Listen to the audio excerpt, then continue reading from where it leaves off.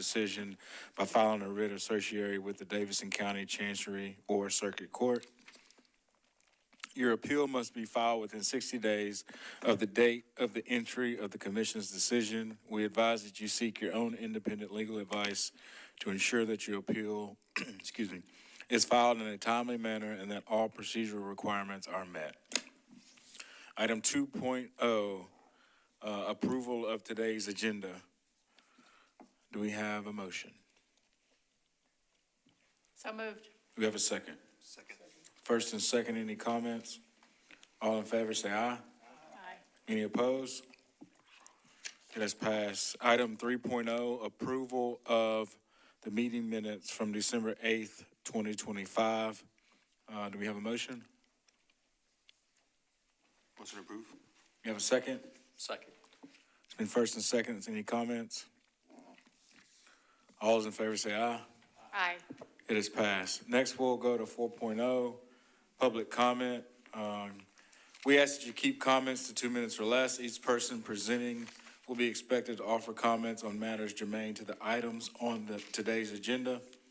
Once the public hearing portion has been closed, no additional comments will be heard unless the public hearing is officially reopened. The first person on the list is Dirk Milton with Market Street, here to talk about item 5.3. If you don't mind, turn on your microphone, state your name for the record, and they will start the clock. Good afternoon, everyone. Happy New Year. My name is Dirk Melton, and I'm here on behalf of Market Street Enterprises, the owner of the property at 601 12th Avenue South. I want to just briefly provide some context on agenda item 5.3 regarding the potential revocation of the valet lane previously associated with the restaurant Sambuca in the Gulch. As you may be aware, Sambuca is unfortunately closed, which has triggered a routine lapse of the valet permit for that location. As a landlord, we understand this administrative reality. However, we want to make the commission aware that we do not intend to abandon valet operations at this location. When we find a replacement tenant, we'll be eager to have that back as an important consideration for their operations. We're actively working to secure a replacement restaurant tenant, as well as one for 404 Kitchen next door, which also has closed in the past week. Valet service will be a critical operational component to either one of these restaurant replacements. Our understanding from NDOT is the valet permit. We also have been assured that this is a common situation during tenant transitions, and that NDOT would work with us to return to this commission with a new valet request once a new tenant has been finalized within the appropriate time frame. Given that context, our request today is simply that this revocation be understood as temporary and procedural, and that no permanent changes be made to the curb space that would negatively affect our ability to reestablish a valet operation in the near future. We fully intend to return to this body, and as soon as we have some more information to give, and we truly appreciate NDOT's and this commission's consideration of the request as we work through this restaurant transition. Thank you. Thank you. That is all we have listed for public comment. Is there anybody that just came in would like to be recognized? Okay, public comment portion is officially closed. Next, we have item 5.0. Approval of the consent agenda. 5.1, CD 23, authorization for a new traffic signal approval for Harding Pike and Brook Hollow Road requested by developer. 5.2, CD 21, authorization for new multi-way stop control for Hummer Street and 12th Avenue North requested by NDOT. 5.3, CD 19, revocation of valet lane on the west side of 601 12th Avenue South requested by NDOT. Any commissioners want to pull any of these items off the consent to the regular agenda? Ms. Holler. Thank you, Chair. Pursuant to the public comment that we've heard, I would like to pull 5.3 off of consent, please. Thank you. Anything else? If not, we will relocate item 5.3 to the regular agenda for discussion. Do I have a motion to approve items 5.1 and 5.2? Do we have a second? Second. It's been first and second to approve items 5.1, 5.2 on the consent agenda. Any comments, questions on the motion? All those in favor say aye. Aye. Any opposed? Items 5.1, and 5.2 have passed. We'll move on to item, 6.0, the regular agenda, 6.1, CD 19, a request to expand existing valet lane on the east side of 300. Chair. What about 5.3? We pulled off. So I'm gonna do that after 6.1. Sorry. 6.1, CD 19, a request to expand existing valet lane on the east side of 300 4th Avenue North from 2 spaces to 4 spaces, requested by valet operator. It has been requested by Mr. Mateus and NDOT that we defer this item indefinitely. Is that correct? Do we have a motion to defer this item indefinitely? We have a second? Second. It's been first and second that we defer item 6.1 indefinitely. Any comments? All those in favor say aye. Aye. Any opposed? 6.1 has been deferred indefinitely. We'll move on to item 5.3, that was relocated from the consent agenda to the regular agenda. Revocation of valet lane on the west side of 601 12th Avenue South, requested by NDOT. Commissioner Holler, I'll let you have the floor. Thank you, Chair. I first want to start off by thanking Mr. Smith and the team at NDOT for the thorough analysis that is provided, staff analysis that is provided, not just for this commission meeting, but for all of our commission meetings. Thank you very much. Very informative and extremely helpful. Appreciate you all. I just wanted to ask kind of some procedural questions relative to when a restaurant, or in this case restaurants now, close and the valet permit is revoked. I understand that there's a 30-day window of period of time before that process even starts, but I believe Sambuca closed March of 2025. So I have 2 questions. One is, what is the process for pulling a valet permit? And in this particular case, then, what happens to that lane? Are there parking spaces, public parking spaces, that are then converted from valet to public parking? So the curb utilization on existing valleys that are revoked depends on the agreement and the location. We spoke last week, that's why I believe the gentleman is here. This is more likely going to be another valet zone in the future once it is established what restaurants is going to sign the lease and what operator is going to operate. The permit is not transferable and the hours might be different for the new operations, so we wanted to go through the process of removing the signs and then installing the proper signage again. Whenever that is going to be, it could be 2, 3, 4, 5 months, we don't really know. These things take a little longer and we wanted to make sure that the signs go down so it's not confusing. For the time being, it is not going to be signed as anything else, so it would become free parking until the valet is reapproved again at this location. Thank you. And then to my first question, what is the process with a restaurant like this that's been not operating since March of 2025? Is there a process that NDOT has for starting that, revoking a valet permit? Or why would it be so long? It depends on how it's identified. If we are the ones who identify it, then we will take action as soon as possible. We usually are in contact with the operators that, are paid to operate the valet and expect them to let us know if something has been seized or if they got sometimes there's a contract that they have signed and they have to wait out until the clause or until they are signed to operate. So it really depends case by case, but it depends on who initiates the information as to when something is being closed. It could come from any party. It could come from the operator, from the business owner. It come from us or our field officers if they observe it in the field. Thank you. You got it. Please state your name for the record if you don't mind. I'm so sorry, Emmanuel Matias with NDOT. And Happy New Year, everybody, in case we haven't talked yet. Thank you. Any other questions or comments from commissioners? Yes, sir. Instead of going to free parking for a couple of spaces, is this something that we could just make into like a passenger loading zone until they come back with a valet lane request? That's more of an engineering question, because I know the length of it is a factor. I'm going to refer to Mr. Andrew. That is something that this body could elect to do. It is something that we have not studied, but we can bring it back to you sooner rather than later, and possibly as early as the February meeting, if that's what the commission would like us to do. Yeah, I mean, I feel like if we leave it as unsigned parking, you create the illusion that there's parking available in this area for free, and then you're gonna have people circling the exact thing we don't necessarily wanna have. So I would much rather sign it something, leave it a valet lane if we want to, if that's also, if they're gonna do that in a couple of months, but it seems going to free parking is less than ideal in this one specific spot. Any other questions, comments?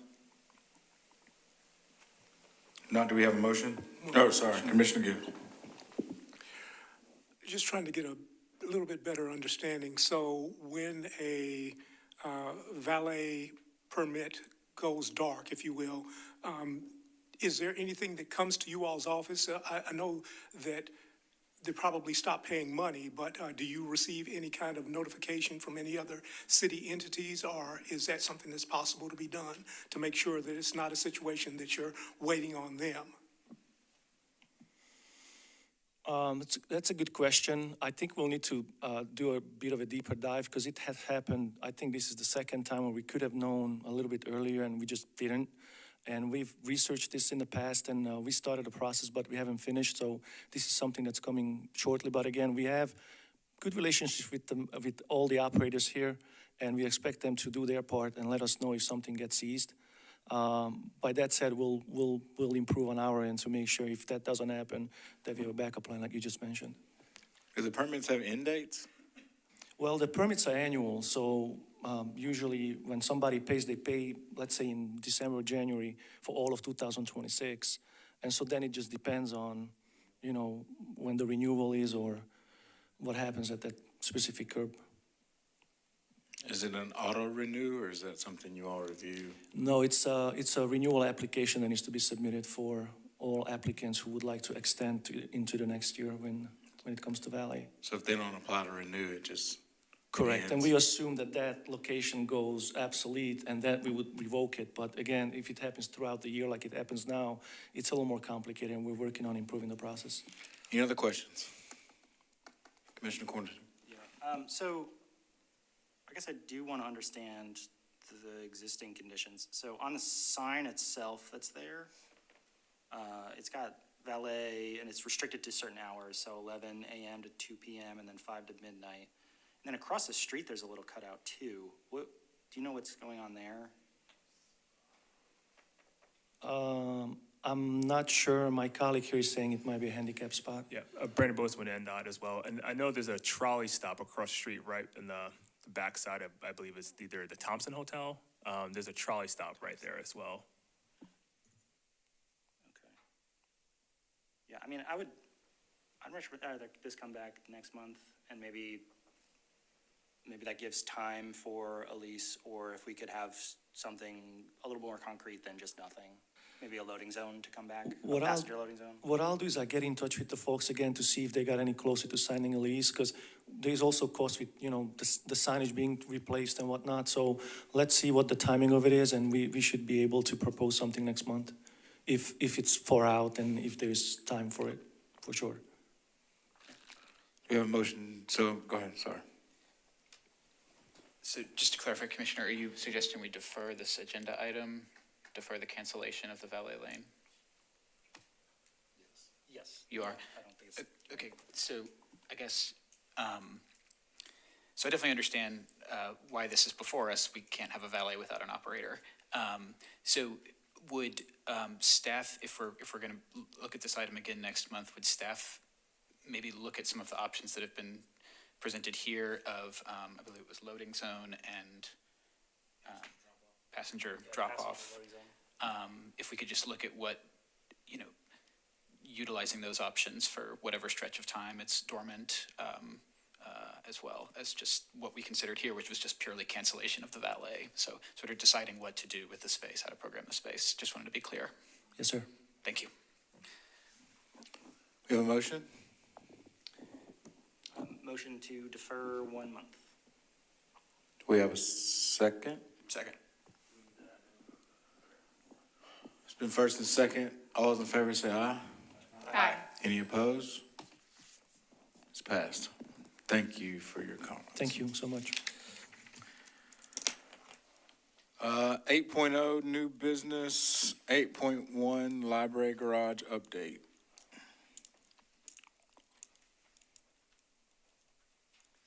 Please state your name for the record. You have the floor. Good afternoon. My name is John Bogosian. I work for the National Department of Transportation Multimodal Infrastructure, and I manage our capital infrastructure.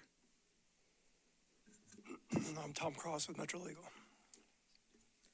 So I want to give you an update on the status of the library garage. Thank you. So I'm going to go just a quick summary of the structure, the history of the structure, talk about quickly the fire and the damage, our efforts to date, and our next step. I'm focusing on the engineering aspects of it. Any legal or insurance-related questions, defer to Mr. Tom over here. So just real quick summary. Structure was originally built with the Church Street Center Mall in the late 1980s. In the late 1990s, the building was demoed. The structure below remained for parking and was converted to the library. And next slide, please. In 2018, a addition of the 5th and 6th and 7th floor was added. You can see that here. The red was the existing structure as concrete structure, and then an addition was added in 2018 as a steel structure. So the fire itself occurred in June of 2025. And the fire was on the 4th level. It spread to the 5th as well. Significant damage was there was the ramp between the 4th and 5th level collapsed. There was extensive damage on the 4th and 5th level of the concrete and steel structures. There's spalling, cracking, crazing, discoloration, and warping of members. So if you go to the next slide, please, there's just some quick pictures of some of the damage within the garage itself. Next slide. So efforts to date, June 2025, fire occurred. June 2025, we received 2 structural analysis of opinions on is it safe to open any element of the structure itself for continued parking operations, and the determination was, given the information, that the structure should remain closed. In October 2025, we received an opinion on evaluate the extent of the damage and recommend and life of the structure itself on if we should consider repairing the damage or replacing the structure as is. The recommendation and determination was that we should repair the damage to the structure and leave the existing structure in place. And so in December, late December, structural shoring began and is continuing ongoing right now to temporarily restore some of the structural integrity of some of the damaged areas so we can continue to evaluate the extent of the damage. Next slide, please. So next steps for us, with the repair option, our intent is to attempt to open some of the lower levels of the garage for parking operations. Our hope is that we'll evaluate and continue to shore and address structural concerns so that any of the bottom floors could be opened as we move forward with the repairs. Next slide, please. So after the temporary shoring, we're going to finalize the extent of our damage. We may need to do some forensics of understanding the severity of structural damage of beams and members and rebar within the concrete. So that will be our next step. Then we will demo the damaged structure. We anticipate it's the area highlighted in green here, and then we would reconstruct the garage and repair that area. And that is just a quick summary of events to date and our next steps. Thank you. Any questions from commissioners? Councilman? Thank you, Chair. Yeah, thank y'all for the update. So first, a really quick one. It sounds like we're aiming to essentially rebuild it to its previous form and capacity. The intent, yes, is to repair the damage, to bring it back to existing conditions, yes. Thank you. And so I heard from a few people and saw some news stories about people who had vehicles that were stuck in the facility, weeks after the fire. Do we know if that's all sort of been accounted and like everybody who had a vehicle in there has at least had some kind of contact with either Metro or the operator of the parking garage? And I wouldn't know where to begin if my car got exploded in a parking garage. I'm not sure that every single person with a car in the garage has been contacted, though I think so. And quite a few of them contacted us to inquire about whether they could get their cars out. And there's no practical way to get the ones on the 5th floor out because the ramp collapsed. There were 2 cars on the 4th floor that I think were being removed today. Okay. And I don't know whether they're currently in a condition to be started, but they can be removed via tow truck, and they need to be moved in order for the demolition work to get going. And I think some of the cars on the 5th floor are going to need to be moved as well, but they're probably going to be moved just with vehicle dollies. When the fire occurred, the structural opinion that we received to not open the garage did allow and support the removal of the vehicles that could be removed on the floors below level 4. So efforts early on were conducted to remove all vehicles that we felt were safe and were able to. We're now feel comfortable moving the 2 remaining vehicles on the 4th level down and work to reconnect them with their owners, but everything above that will remain. And so if anyone does have a stranded asset in the garage, who should they be reaching out to? They really need to contact their own insurance company for now. They're welcome to file a claim with our claims division. To this point, there hasn't been much that we could offer them, and we looked at all kinds of things like winching them off the top with a crane, but nothing has been practical to date, so there may be some more waiting involved. I will also note there were 2 cars, I think just 2, that were damaged beyond operability in the fire itself. And I guess, so how would, if somebody, I'm just thinking through if I was in this situation, if somebody called their insurance company and said, my car is, I'm not certain the condition of it, it's stranded at the top of a parking garage that burned, would that insurance company then reach out to Metro for confirmation of that? I guess how? We have heard from a few, but mostly we've heard from, a handful of people with cars, less so their insurance companies. Okay. And we're aware, there's 6 vehicles that are undamaged, or we believe are undamaged. So we have documentation and license plate of those vehicles. Okay, thank you. And I've got a couple other questions. I'll try to be brief because I know I've been talking for a while. So the contract that we have with the operator of the garage, does that contract contemplate a event of this magnitude, and then are we required to continue that partnership with that particular operator? We're not required to continue the partnership with the operator. Obviously, that operator does lots of other things for Metro than just operate the garage. Though I believe it's correct that Metro's contractor had a subcontract in place with somebody else who's actually doing the operating. And so part of your update, and my very small part of this, was a lot of this involves figuring out who really is liable for the fire. And to this point, our insurance, Metro's own insurance company for property, and other potentially responsible parties and their insurance companies have been involved in that effort.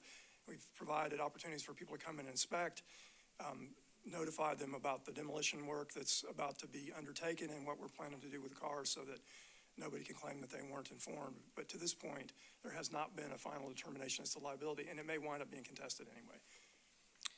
Yeah, my next question was who's paying for all this? So that's, I think, pretty much the answer to that question. Yes. So that's all I've got for now. Thank you all for the update and for being here today.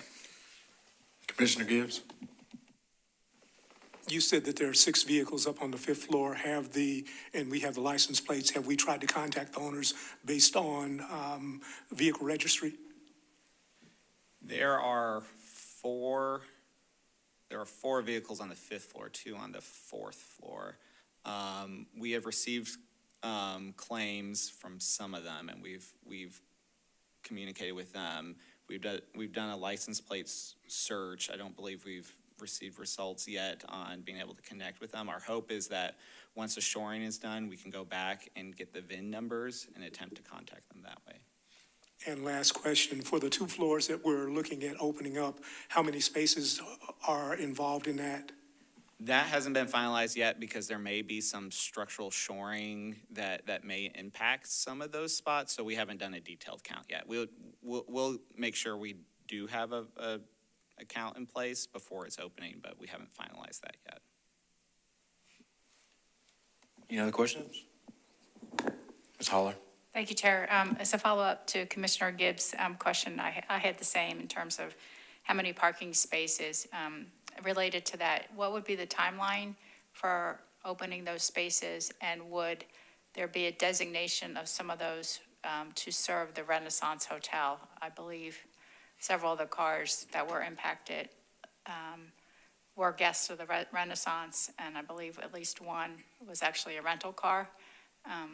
So if you could speak to us about that. Thank you. Yeah, I can address approximate timelines. I'll default to Mr. Cross here for any parking obligations. We're actively working with our insurance company to do the shoring, to try to address some of the warped steel members. We believe hopefully in the next couple months, the shoring and all structural reviews will be finalized, and at that point we can begin partial opening. But I'm happy to come back and keep you all informed of any timelines for vehicle operations. Thank you. And I had a second question, if I may. Sure. Thank you. Back in 2018, I believe you indicated is when those 2 floors were added. Who was the operator of the garage at the time, and who actually commissioned or was responsible for those additions? The operator, it was always owned by Metro. Right. The addition was conducted by a private development.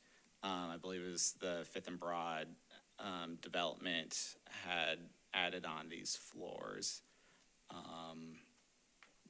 You had a second question to that. Who was the operator of the garage at the time? I'm not sure if the current operator was the operator at the time. I'm not sure either. I can get back to you with that, but I think it probably was Nashville Downtown Partnership. Thank you. And to your question around leasing obligations Oh, for to the garage. Renaissance. Yes, thank you. I think there are actually 2 contracts, one with the Renaissance and one with, the top couple of floors in that building are an office building, Oak Tree or Oak Point or something like that. And they also had a parking arrangement for spaces in the garage. Metro has asserted this event was a force majeure event under the agreement, so the requirement that we perform is suspended at least until we've got the garage reopened. And Okay. they have grumbled about that, but to this point, there hasn't been any litigation. Okay, and this may not be pertinent to this meeting, but it's related. Any updates on the opening of the library? I can only share speculation what I've heard, so I don't feel comfortable giving an exact update. Understood. Yeah. Thank you. Just for clarity, there was a illustration or a picture here of which side was going to be demolished. Is that opposite the library or on the library side? Could you just clarify? Yeah. The So orientation you're standing on Commerce Street right now. So I believe on the right side where you see those lines, I believe that's 6th. And on the west side, that's 7th. So the library is on the opposite side. So Gotcha. this is facing Commerce, facing the hotel. So you're standing right in front of the Renaissance Yes. looking at the Yes, it'll be on garage. your right side, The expansion joint's in the center, so the east side of the garage is what needs to be demolished. towards the west. river, yes. And then both of these go to the library, right? It stops short, there's another expansion joint, that separates a little bit more of the parking garage, so it won't go all the way to the library. There's just a kind of a square section, but yeah, the entire extent of these elevated floors would be demoed. So you all exploring, I see there's a part of the structure that has to be demoed that ties to the one that I guess is structurally sound. Exploring options to open the structurally sound portion of the garage during Yes. construction? Our hope and our intent is to open as much as we can, as quickly as we can, while working on the final repairs. And it'd be the responsibility of the contractor, whoever's demoing, to allow that to take place during construction, or you wait until after? We've talked to the codes department and the fire marshals about this idea, and they're in support with it. They just want to be involved. So yeah, we'll coordinate with the contractors, and there may be some minor disruptions if they have to move equipment or do certain level of demo, but our hope is, for the most part, we can keep the garage partially open during the demo and repairs. But yes, to your point, we'll work with the contractor, see what their means and methods are for the construction and demo. Any other question from commissioners? Yes, sir. So after this part is demolished, there will be a phase where it's reconstructed? Yes. Yeah. Yes, sir. Commissioner Cornington, you have another one? As we reconstruct, are we gonna go back to what was the existing condition, or are we gonna use this as an opportunity to maybe modernize the garage as well? All of that has been discussed, and I think those are things that we still need to work out with other stakeholders and the mayor's office and understand budgets. But I think there's a great opportunity to modernize all the garage, at least the repairs with this effort. Yeah, I mean, that would be something that I would be interested, having an opportunity to kind of weigh in on of some of the things we could see. I know some of the other quasi-city garages have a little bit more to them. So it'd be great if we can, as it's kind of half open, put some tech into it and try to make it a better experience for the Yeah, customers. absolutely. Yeah, I think we see the same opportunity, is that since we're touching this, there's opportunities, if we can, to modernize what we can. One other question, we normally are supposed to get reports on the garages from our operator. Will we see a report kind of detailing what this is doing financially to the portfolio of the two garages, and how we see ourselves getting out of it, how we see the capital dollars that are gonna be spent on this as a part of that? I think we can ask for a report from the contractor. I think the other half of it about the work that's gonna be undertaken and whether it involves modernization or not is not really on the contractor. That's more on NDOT to figure out, along with the mayor's office and council, because a lot of that is probably gonna have to be funded by Metro. Yeah, no, I understand that. I'm talking about like our existing contracts with this operator. It requires, I believe, monthly reports on this, a yearly presentation to us. We haven't had that in a while, and now this is kind of a big question mark within that. So kind of making sure that it is staying in some sort of We can ask them to give us financial an update stability. on that. Yes, a similar follow-up question is, with the modernization, are you looking at the same number of parking spaces when it's reconstructed? And it may go without saying, but will there also be provisions that will no longer allow gasoline tanks to be stored in the garage, as well as the Nashville Downtown Partnership vehicles that were stored, as I understand, in those upper levels of the garage? Yeah, I think both of your questions, the answer is yes. Our intent is to provide back the number of spaces that we previously had. The final design may affect that marginally. Then if we do modernize, there may be different standards around EV charging or other things that may take up some space. So our intent is to put it back as is, pending the final design. And to your point around coordination on how the garage was utilized, yes, I think there's some additional scrutiny on how things are being operated within the garage. Thank you. When they did the 2018 additions, were there discussions about larger additions, or was 2 floors the max that this structure could handle? That's a good question. I'm not sure. I wasn't here during those conversations. I don't know why or how they settled on the level of floors they did provide. I'll follow up with you on that one. Great, thank you. If there's no other questions, really appreciate that update and your time. Thank you for your efforts and your work, and we look forward to your follow-up. Thank you very much. Item 8.2, Music Row Economy Parking Status Update. Mr. Mateus. I don't really, you have the floor. I won't comment. Thank you. Just a quick update. We are installing signs this week.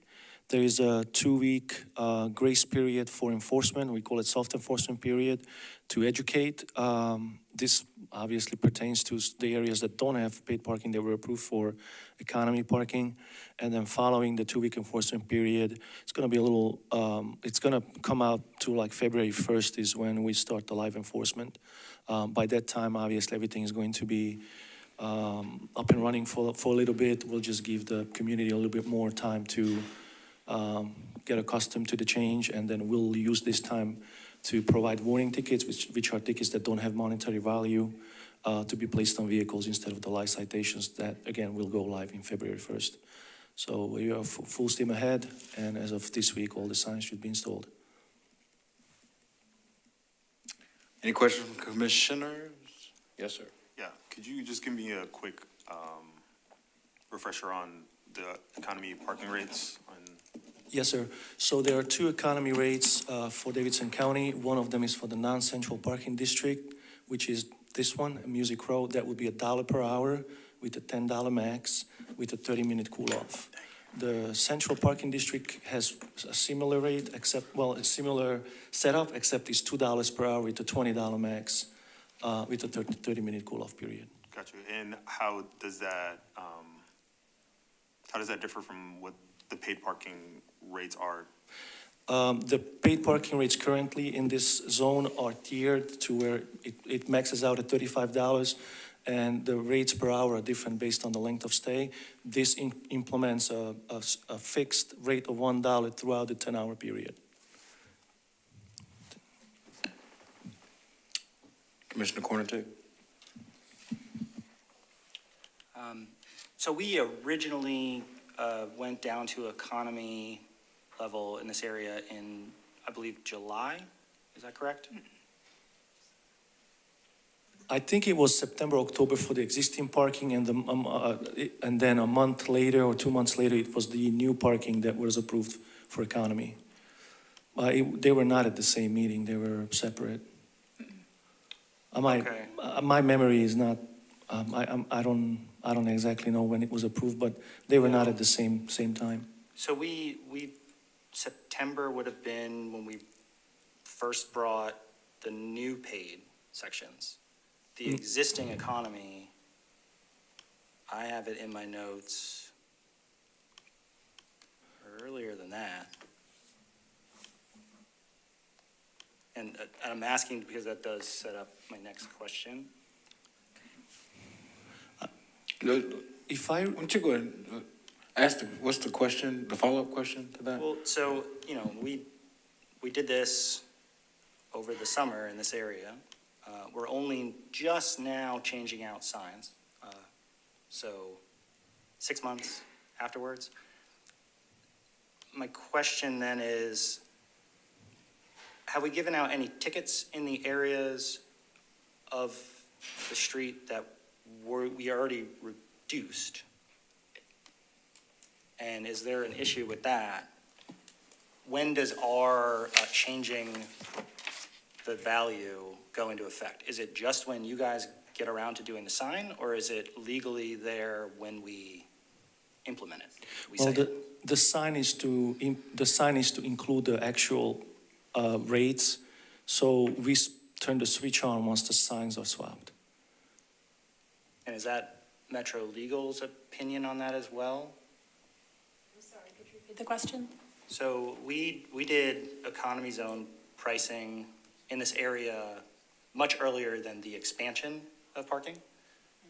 So the signs that are up there now are the incorrect value for what we should be charging based on the economy pricing. So when does the economy pricing go into effect? Is it when the sign is changed out? Or did we create some sort of liability in the sense of, we've changed the price, the sign didn't get changed for 6 months? So did we give out tickets to these people even though we only were trying to charge them $1 an hour? I think I need to speak with the NDOT staff and get a better sense of all the facts here before I can give you an answer. If I just throw in my 2 cents, you approved the rates to be applicable. I don't necessarily think that when you approve something today, it goes into effect the same day, and the signs need to also align with the pricing. So I just don't think that something approved today means immediate change until whatever is in the field also matches with what the instructions are. I think the question is around the existing parking meters, indoor parking signs that were out there. The question is, were those updated to the new rates? When are you all planning to change those? And have people been ticketed on the previous rates, or have the new rates been applied yet? So because the existing parking and the new parking were a month apart or so, we were planning to do them both at the same time. But then, the feedback was such as I believe it was deferred. Was it deferred? It was deferred. So, it was just the timing of it. We would have done it a little earlier, but then we went into December. We had to, get the materials ready, get everything printed out. And by the time we would have done that, it would have been Christmas. And we felt like it wouldn't be a good approach to change everything on Christmas when we've already gone through that process. So that's why we are here today. But the existing paid parking has currently still the old signs until they're replaced with the $1 per hour. So the plan was to replace it all once you got the... Right, because the current parking zones are Zone 4 and the economy zone is Zone 9. So it's a different QR code, it has different rates displayed on it. And when the rates are there and you scan the QR code, technically that takes you to a different price bracket. And so as soon as those signs are up and we know that you can scan the new QR code, that's where we would make sure the system goes live so that it matches what the sign says. And you couldn't update the existing until the new got approved? Is that correct? No. You just wanted to do it at one time? We just wanted to do it. We just wanted to do it at the same time because at that time it seemed like there's going to be just a month difference, and it just, got pushed out a little bit longer than we would want it to. I think lessons were learned. So I guess the question is around the liability. Once we approve the new rates, was anybody ticketed from that date to now before you change the signs? I'm sorry, I don't know the answer to that question. I think that was what the question was to legal. Right, Commissioner? We don't have any facts as to whether anyone was in fact ticketed. So, I need to speak with NDOT staff to understand if there's actually an issue here. Thanks. Commissioner Holler? I can provide a little bit of information on this item. At the, I have to look back at the date again. At the August 2025 TNP meeting, NDOT provided an update on the inclusion of Music Row Parking District within the economy parking rate structure. And the economy parking rate structure was approved by the commission in October of 2024. The approved rate structure authorized the NDOT director or designee to establish or disestablish designated economy zones as necessary to align with urban development within Metro. 24 or 25? It was 24 that the economy rate structure was established, but it was 25 that the Music Row parking district was added. Oh, wow. And that was a non-voting item for the commission in August of 25. So to clarify that then, it is the NDOT director that sets the prices. Well, yeah, we have the authority to decide what an economy zone is, which street would become economy, but we would bring it to your attention as an information. And that has occurred in the meeting that was mentioned. Just to clarify, not set the prices, but just set where you expand them. Correct, yes, sir. The prices were set in 2024 as part of the Phase 2. And then how you roll it out, is it? Correct. Right.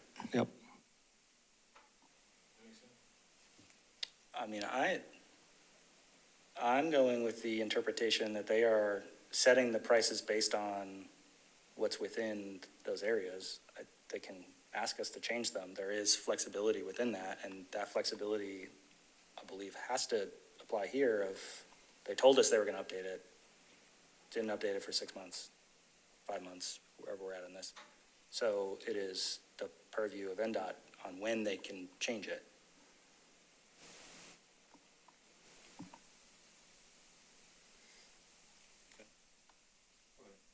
Thank you, Chair. Mr. Smith, could you clarify, did you state that it was October 2024 that the economy pricing was approved for the Midtown Music Row area? I can tell you that in October of 2024, the commission approved the change in parking rate structures that included an economy rate zone. Okay, It was the August of 2025 that the Music Row Parking District was added to the economy parking rate structure. right, but at which time did either this body or NDOT, I thought it was us, determined that the existing parking in Music Row Midtown would revert to economy zone?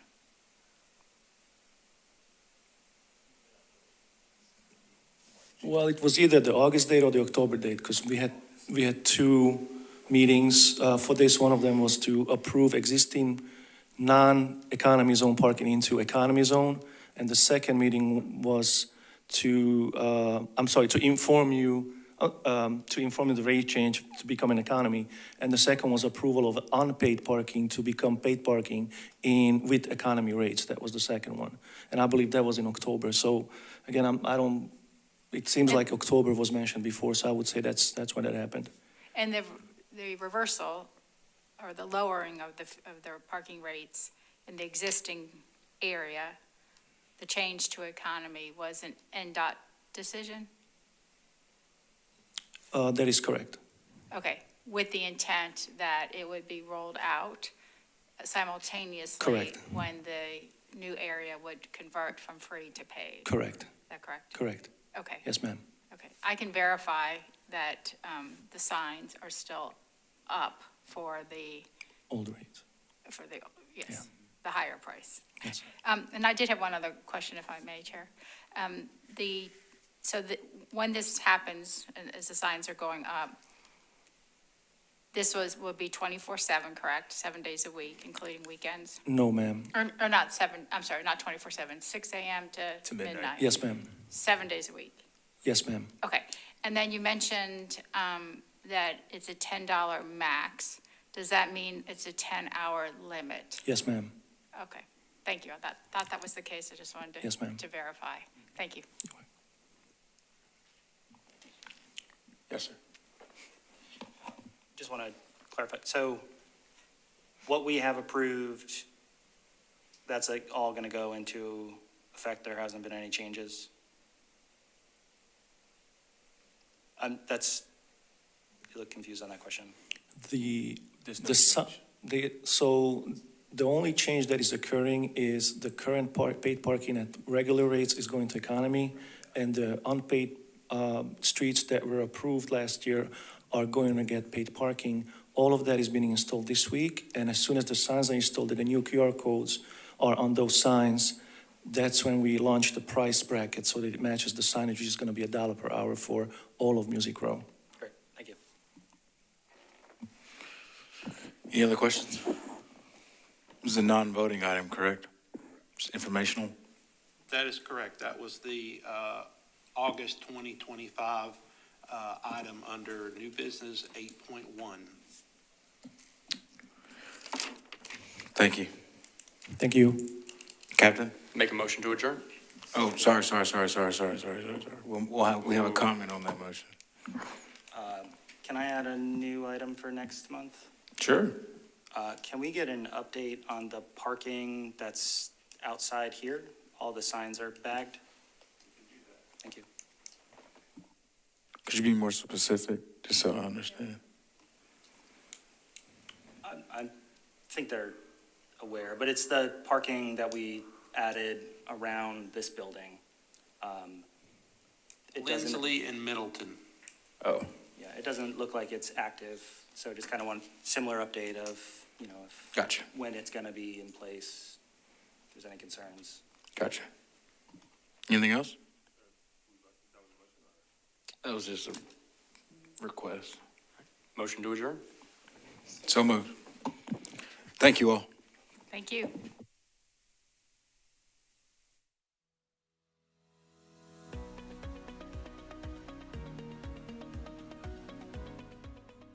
This has been a service of the Metro Nashville Network.